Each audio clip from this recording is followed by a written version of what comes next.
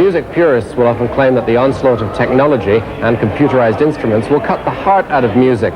Perhaps the final distillation of technology into music is the English group Depeche Mode. Some people call them cold, some people say they're hot, but no one can deny that they had an endless string of hits which make them the most enduring synth-pop band of the 80s. Not that long ago, the Depeche Mode were the new kids on the block, and now the band's been together for 6 years or so. Are you amazed at your own durability? 6 years is a long time, it doesn't seem like 6 years. It doesn't actually. No, when I think of like the 6 years I spent at school, you know, so you know I think of that as being a whole lifetime, and so the 6 years in the band, it really honestly doesn't seem like that at all when you're actually working all the time. Did you have a long-term vision for the band, or did you just start it up and let's see what happens? It was a hobby. We never intended to make it a profession or anything. Things just took off. We realised how easy it was, how easy to make money, so we carried on. Well, all right, now that it is this easy, I mean, you're a business too. I mean, you're more than just people having fun and getting out and playing and making the odd record. It's a full-fledged machine. I mean, no band could deny that. You know, if you've been going for that long, you know, it does become a business, but it's a job, you know, and it's a good job, you know.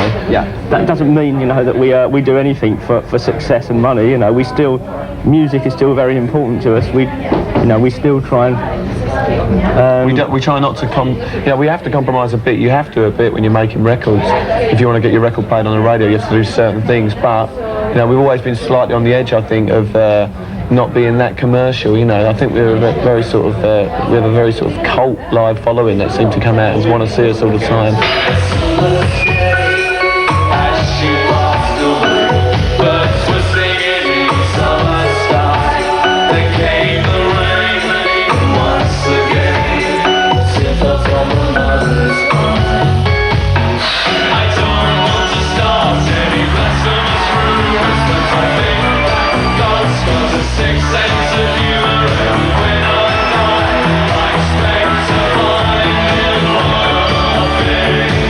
I sense a shift of emphasis on the new LP, perhaps away from the danceability of the last few records and into more melodic content this time. Is that valid? I think it is less danceable than previous stuff, but I don't think it's more melodic.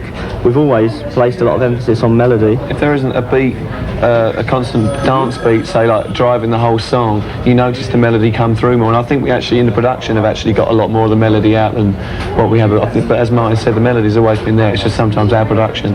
The way it was going was sounding as though, you know, we go into a studio and we sort of throw a few gimmicks together just to for a bit of success, but it's not like that. We actually spent about 5 months doing this album. There's a certain darkness to some of the lyric content on the records. I think of songs like Stripped, and just to pull a quotation, Metropolis has nothing on this. You're breathing in fumes I taste when we kiss. Now, is this a temporary mood, or are you always like this? He's always like that. Is he? No, he's not actually. You know, I'm not. People imagine me to be like a real gloomy, you know, person, and I'm not. I smile. You don't seem gloomy to me. But he's a very fun guy. But the lyric content suggests, well, a troubled individual, to say the least. I write realistically. You know, I'm not. The majority of the music that's around is false optimism. That's how we describe it. Right. And we're just more realistic. The first single in North America, A Question of Lust. Tell us about the song.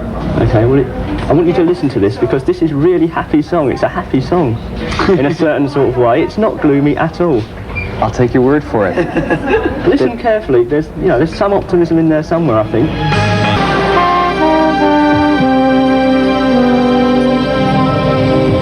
Well, that's it for this week's show.